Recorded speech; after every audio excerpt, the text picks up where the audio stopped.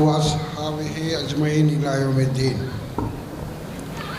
قال الله تبارك وتعالى في الكلام المجيد والفرقان الحميد. فأعوذ بالله من الشيطان الرجيم. بسم الله الرحمن الرحيم. الف لام میم ذالک الکتاب ھدی للمتقین الذین یؤمنون بالغیب ویقیمون الصلاة ومما رزقناهم ينفقون والذین یؤمنون بما انزل الیک وما انزل من قبلک وبالآخرة هم یوقنون اولئک علی ھدی من ربهم واولئک هم المفلحون. برادران محترم، جناب محمد عطر اللہ شریف صاحب ناظم اضلاع ریچور کوپل، ناظم ضلع بلاری، امیر مقام سندھ نور، قدیم دوستوں، جدید رفیقوں، پیاری بہنوں اور عزیز بیٹیوں، السلام علیکم ورحمۃ اللہ وبرکاتہ. یہ آپ کا آج کا اجتماع تعلقہ لیول کا اجتماع ہے. اجتماع میں شرکت کرتے ہوئے بڑی خوشی محسوس ہو رہی ہے. یقیناً ایسا لگتا ہے کہ اس تعلقے کے مرد و خواتین کامیابی کے لیے بڑے فکر مند ہیں. وہ کامیابی چاہتے ہیں اور جماعت اسلامی سندھ نور کی دعوت پر کامیابی کے مختلف پہلوؤں کو سمجھنے کے لیے جمع ہوئے ہیں. محترم حضرات و خواتین، کامیابی کو سمجھنے کے لیے ایک طرف قرآن سے رجوع کرنا پڑتا ہے اور دوسری طرف میرے اور آپ کے پیارے نبی خاتم النبیین حضرت محمد الرسول اللہ صلی اللہ علیہ وسلم کی زندگی مطہرہ سے بات کو سمجھنا پڑتا ہے. تب کہیں جا کر کامیابی سمجھ میں آئے گی. ورنہ کامیابی کے سلسلے میں عالمی سطح پر بڑا ڈھونگ رچایا جا رہا ہے. ہر ملک، ہر تہذیب، ہر تمدن، ہر زبان، ہر علاقہ، ہر رنگ، ہر نسل کامیابی کا اعلان تو کر رہا ہے، مگر حقیقتاً کامیابی نہیں، خسران کی بات ہو رہی ہے. اللہ کی یہ زمین فساد سے بھر چکی ہے. کچھ ایسا ہی ماحول حضور نبی کریم صلی اللہ علیہ وسلم کو اللہ تعالیٰ نے اپنا آخری نبی بنا کر مکہ کے سرزمین پر مبعوث فرمایا تو یہی معاملہ تھا. عرب کے کچھ علاقے رومیوں کے قبضے میں تھے. دیکھیے، بات کو واعظ و نصیحت کے انداز میں سمجھنا نہیں ہے، حقیقت کی دنیا میں جا کر سمجھنا. تو میں یہ عرض کر رہا تھا کہ کچھ علاقے عرب کے رومیوں کے قبضے میں تھے، کچھ علاقے فارسیوں کے قبضے میں تھے، ایرانیوں کے. پھر آپ کو یہ بات اچھی طرح معلوم ہے، عرب قبائلی نظام پر منحصر تھا. ہر قبیلہ بڑا متعصب قبیلہ تھا، وہ اپنی سربلندی چاہتا تھا. یہ بات بھی آپ کو معلوم ہے. یہ بات بھی آپ کو معلوم ہے کہ رنگ، نسل، زبان اور علاقہ کے نام پر یہ بٹا ہوا سماج تھا. امیری اور غریبی کا بڑا فرق تھا. عورتوں کو لونڈیاں اور مردوں کو غلام بنایا جاتا تھا. رات کے اندھیروں پہ بستیوں پر اٹیک کر کے خون خرابہ ہوتا، مال لوٹ لیا جاتا تھا. لڑکیوں کے پیدا ہونے کے بعد کچھ قبائل میں زندہ دفن کرنے کا رواج بھی تھا. ماں، بہن، بیوی اور بیٹی کا کوئی مقام نہیں تھا. شراب عام تھی، जुआ आम था, जिना आम था। अपने बाप दादा के कारनामों को बयान करने के लिए बड़े बड़े लंगर लगाए जाते थे, कई ऊँटों को ज़ुबह करके खाने का इंतज़ाम होता था। गोया कि इंसान जो है बुरी तरह से इन तमाम रस्मों में, रिवाजों में जकड़ा हुआ था। चांद की पूजा हो रही, सूरज की हो रही है, सितारों की हो रही है, जादू टोने की दुकानें लगी हुई हैं, क़याफ़ा शनासी और नजूमी का धंधा बड़े ज़ोरों पर चल रहा है, और हर घर का एक बुत बना हुआ है। लोगों ने अपने हाथों से बुतों को सजाया है, कहीं पत्थर का है, कहीं लकड़ी का है, कहीं मिट्टी का है, और कहीं आटे का बुत भी बनाया था लोगों ने, है ना भाई। उस वक्त अल्लाह के रसूल सल्लल्लाहु अलैहि वसल्लम इंसानों के दरमियान नजात दहिंदा बनाकर कामयाबी की आवाज़ बुलंद करने के लिए खड़ा हो गया। बिल्कुल माइक्रोस्कोपिक माइनॉरिटी कहा जा सकता, अब आपकी अकेली ज़ात थी। उन्होंने कहा, या अय्युहल इंसानो क़ूलू ला इलाहा इल्लल्लाह तुफ़्लिहू, ऐ इंसानों कहो कि अल्लाह के सिवा कोई इलाह नहीं, फलाह पा जाओगे। इस पूरे दरिंदा सिफत अखलाक से खाली माशरे के अंदर ये आवाज़ बड़ी गैर मानूस थी।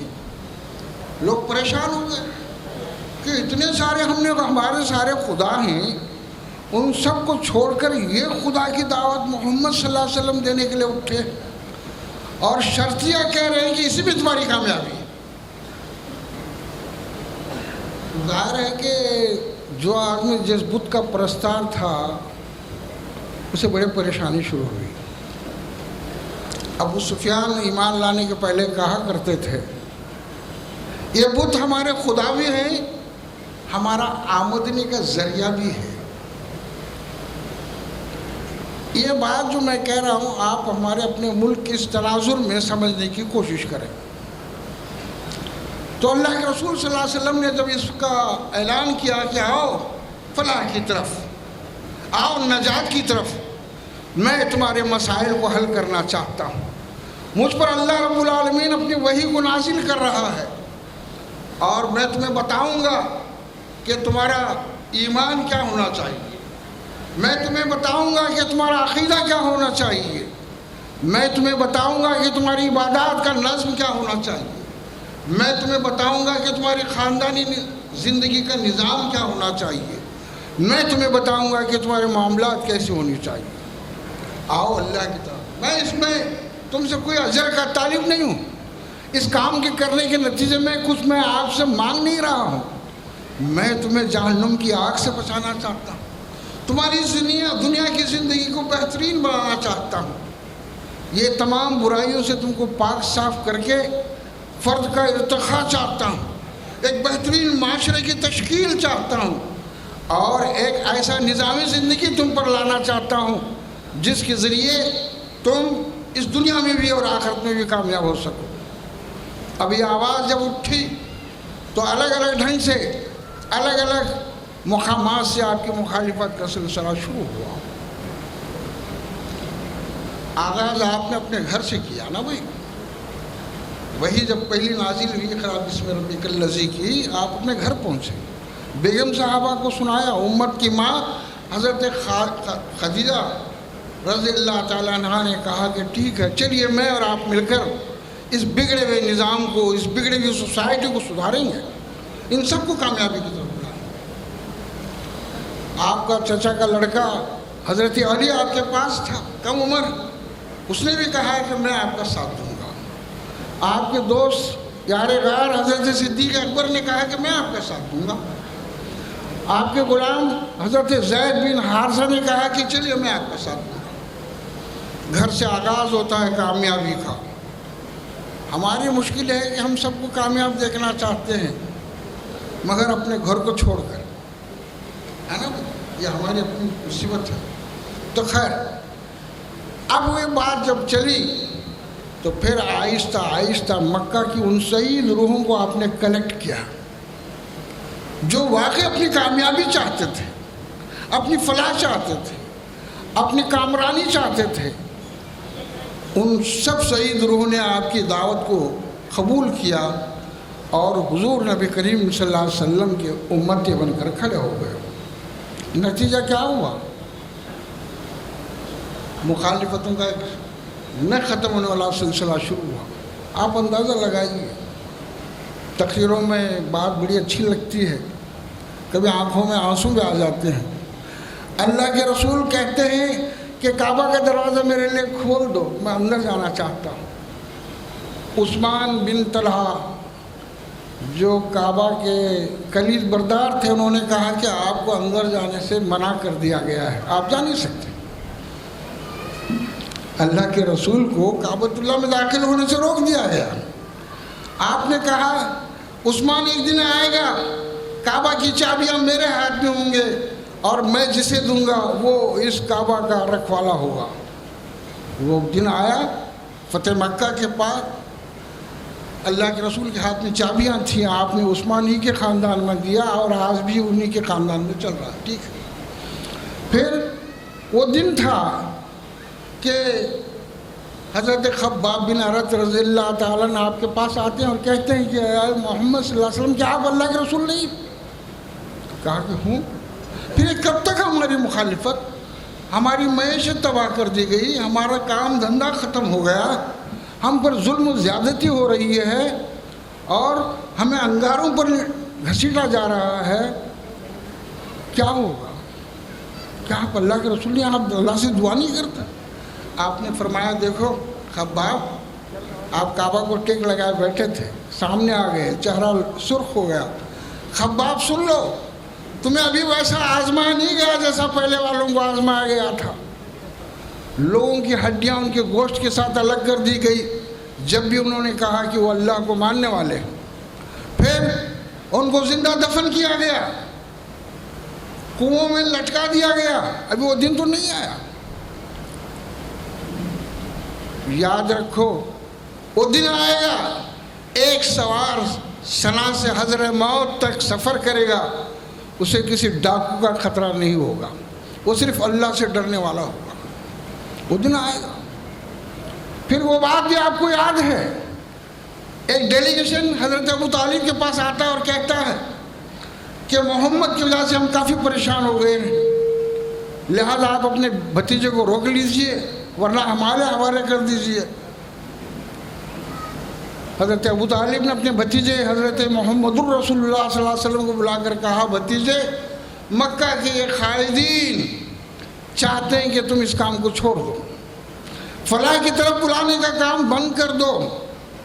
تب اللہ کے رسول صلی اللہ علیہ وسلم نے کہا کہ چچا جان، یہ لوگ میرے ہاتھ پر، ایک ہاتھ پر سورج اور دوسرے ہاتھ پر چاند بھی رکھ دیں گے تو میں اس کام سے باز آنے والا نہیں ہوں۔ میں لوگوں کو کامیابی کی طرف بلا رہا ہوں، ان کو جہنم کی آگ سے بچانا چاہتا ہوں، ان کی اس دنیا کی زندگی کو بہتر بنانا چاہتا ہوں۔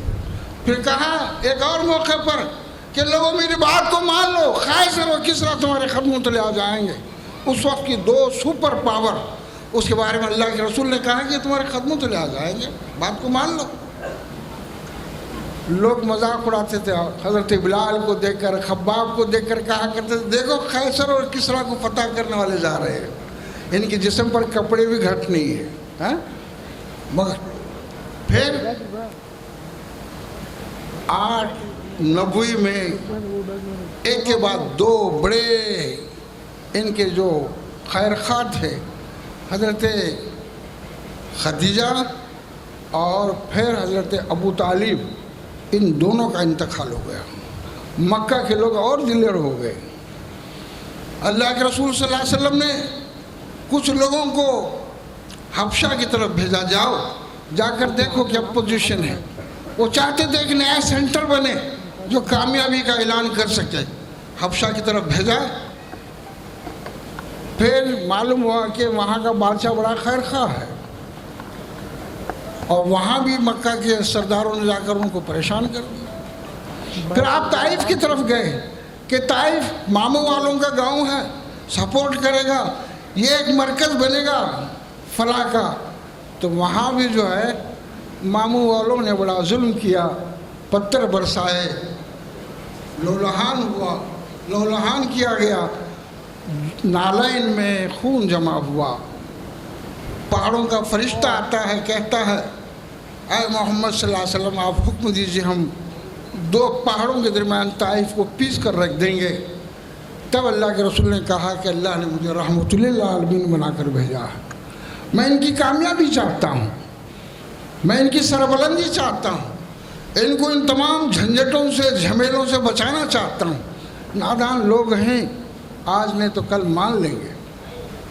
उन्हीं में से उसी सक़ीफ़ कबीले से मोहम्मद बिन क़ासिम भी जो फ़ातेह हिंद कहलाते वो बाद में पैदा हुए। ठीक है, तो बरादरान अज़ीज़, कामयाबी का जो कॉन्सेप्ट और तस्वुर है वो हमारे सामने बहुत साफ़ होना चाहिए, वरना लोग बिल्डिंगों को कामयाबी समझते हैं, कारों को कामयाबी समझते हैं, एसी और डीसी में रहने को कामयाबी समझते हैं, और पेट भरकर औलाद होने को कामयाबी समझते हैं। नहीं नहीं नहीं नहीं, ये सब सेकेंडरी है। असल कामयाबी ये है कि मैं अल्लाह का बंदा हूँ और अल्लाह का बंदा बनकर ज़िंदा रहूँ और अल्लाह का बंदा बनकर इस दुनिया से चला जाऊँ। मैं नबी का उम्मती हूँ, उम्मती बनकर ज़िंदा रहूँ और उम्मती बनकर इस दुनिया से चला जाऊँ। ये कामयाबी का तस्वुर है। बरादरान अज़ीज़, कुरान मजीद को पढ़ते हुए मैंने कुरान की इब्तिदाई आयात को पढ़ा था। अल्लाह ताला ने बताया अब तुम कामयाब होना चाहते हो, फलाह हासिल करना चाहते हो तो गैब पर ईमान लाना हो, अल्लाह को मानना होगा, अल्लाह के पूरे सिफ़ात के साथ, उसके हुकूक़ के साथ, उसके इख्तियारात के साथ, उसकी रबूबियत के साथ। 99 जो सिफ़ात हैं अल्लाह की, उन सिफ़ात को तस्लीम करना होगा कामयाब होने के लिए। फिर कामयाब होने के लिए ज़रूरी है कि तुम्हारे अंदर परहेज़गारी हो, डर हो, खौफ हो कि मैं कामयाबी चाहता हूँ, मुझे बहरहाल इस दुनिया से जाना है। मैं आने के लिए डिमांड करके नहीं आया था और जाने के लिए मुझे पूछ कर भेजा नहीं जाएगा, मैं जाऊँगा, जैसा आया हूँ वैसा जाऊँगा।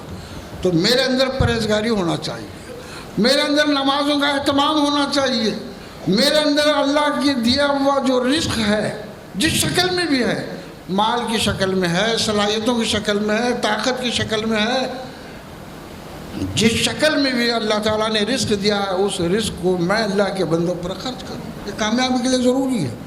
फिर कामयाबी के लिए ये भी ज़रूरी है कि मेरा आखिरत पर ईमान हो, मुझे मरना के बाद अल्लाह के पास जवाब देना है। ये कुरान की आयतें बताती हैं। बरादरान अज़ीज़, 75 साल हुए जमात इस्लामी हिंद इसी कामयाबी के स्लोगन को लेकर गली गली, गांव गांव, कूचा कूचा घूम रही है। वो चाहती है कि यहाँ के इंसान जो तेज़ रफ्तारी के साथ जहन्नुम की तरफ जा रहे हैं वो कामयाबी की तरफ आ जाए। वो ये चाहते कि ये उम्मत जो कामयाबी के लंबरदार बनकर खड़ा कर दी गई थी, ये उम्मत अपने मकसद को, अपनी ज़िंदगी को समझे और इंसानों को अल्लाह की तरफ बुलाने के लिए उठकर खड़े हो जाए, खैर उम्मत का रोल अदा करे। इसके लिए जो कुछ मुमकिनात में से था मुट्ठी भर अफराद ने, सुन लीजिए, 75 अफराद, 74 रुपये 14 आने से जमात इस्लामी का आगाज़ होता और वही अफराद पूरे बर्रे सग़ीर में, हिंद और पाक के अंदर अल्लाह के बंदों को अल्लाह की तरफ बुलाते हैं, वही रसूल की सुन्नत को ज़िंदा करने के लिए उठे।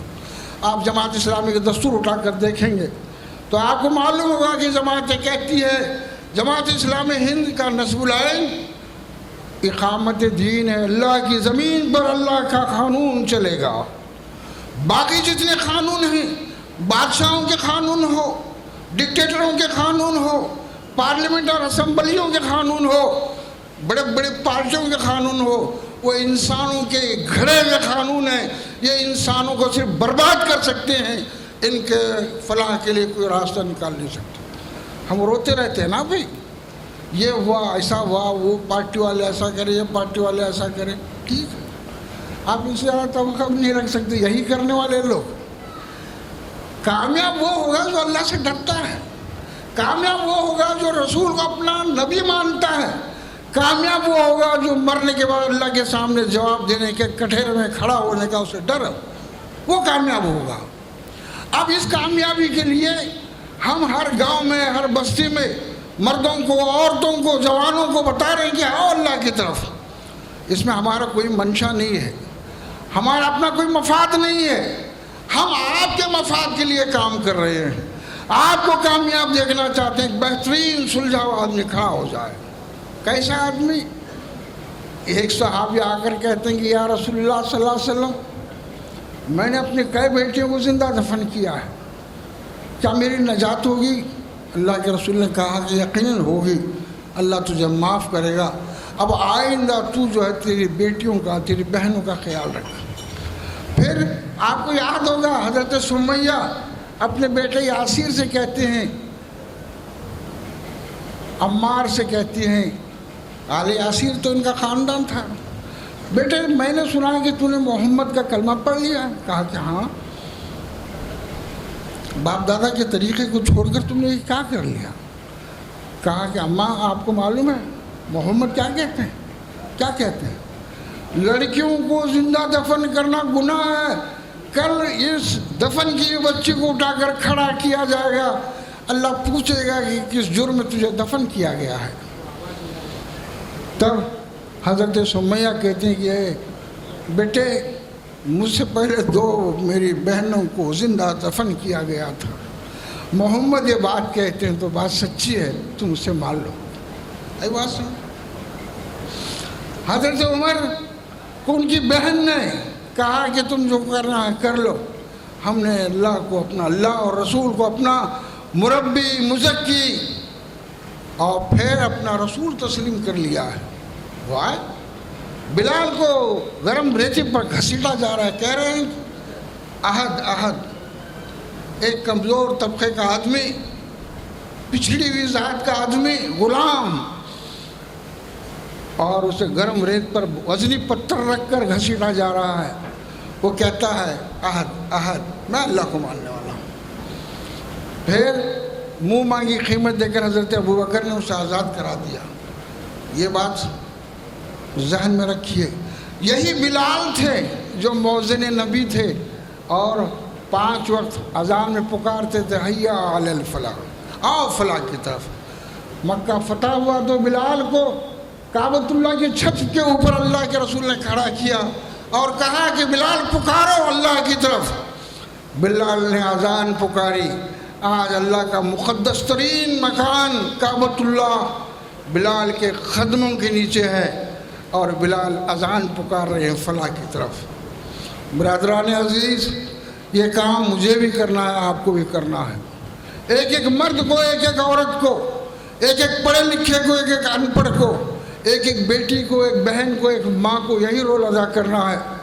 اگر آپ نے اس کامیابی کے لیے دوسروں کے پیچھے بھاگنا شروع کر دیے تو آپ بھی نقصان میں پڑیں گے۔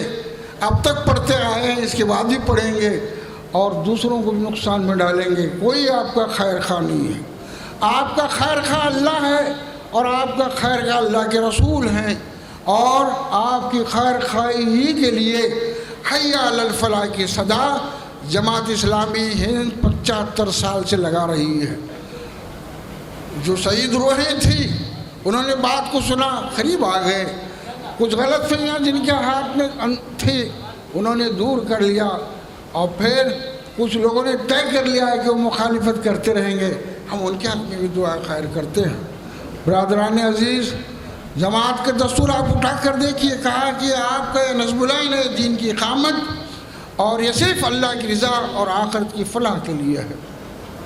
میں اپنا خیر خواہ ہوں تو مجھے سوچنا ہوگا میری عمر کتنے سال گزر گئے ہیں، میں نے کیا پایا اور کیا کھویا ہے، کہاں میری زندگی ختم ہو گئی، اور پھر میں ایک دن اس دنیا کو چھوڑ کر چلا جاؤں گا۔ میرا لاشا ہوگا اس سال کے ہاتھ میں، وہ جیسا چاہے گا اسے غسل دے گا۔ پھر عزیز اور اقارب لے جا کر جنازہ پڑھیں گے، ہزاروں من مٹی کے نیچے مجھے دفن کر دیا جائے گا۔ اب دیکھ لیجئے کہ یہ آدمی کامیاب ہوا یا ناکام ہوا۔ سوچیے اس بات پر. یہ آج کا جو سلوگن ہے یہی سلوگن اللہ کے رسول نے رکھا تھا اہل مکہ کے سامنے، اہل مدینہ کے سامنے، پورے عرب کے سامنے. نتیجہ کیا ہوا؟ 23 سال کے مختصر عرصے میں 10 لاکھ مربع میل کے اوپر یہ بات پھیل گئی. لوگ کامیابی کے لیے جوق در جوق نبی صلی اللہ علیہ وسلم کے ساتھی بن گئے. آپ کے لیے بھی یہ موقع ہے، آپ ٹھنڈے دل سے اس بات پر غور کیجئے. واقعی آپ کامیابی چاہتے ہیں؟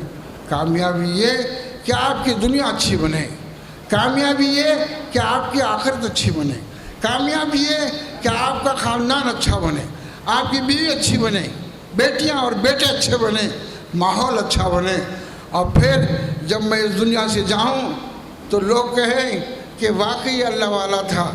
اللہ والا خالی شو کے لیے نہیں ہوتا، یہ اللہ والا انسانوں کی خیر خواہی کرنے والا، ماں باپ کا لاڈلا، بیوی کا چاہنے والا، بہنوں کی سرپرستی کرنے والا، یتیموں، مجبوروں، بے کسوں، بے سہاروں کو سہارا دینے والا، اور پھر نیکیاں کر کے اللہ کے سامنے رونے والا کہ مالک و مولا مجھ سے جو کام ہوا میں نے کر لیا ہے، اسے تو قبول کر لے، جو کوتاہیاں ہوئی ہیں اسے معاف کر دے. یہی کام مجھے کرنا ہے، آپ کو بھی کرنا ہے. اللہ سے دعا ہے کہ اللہ تعالیٰ مجھے اور آپ کو سوچنے سمجھنے کی توفیق نصیب فرمائے اور ایک کامیاب زندگی گزارنے کی توفیق دے. رب اغفر ورحم انت خیر الراحمین وآخر دعوانا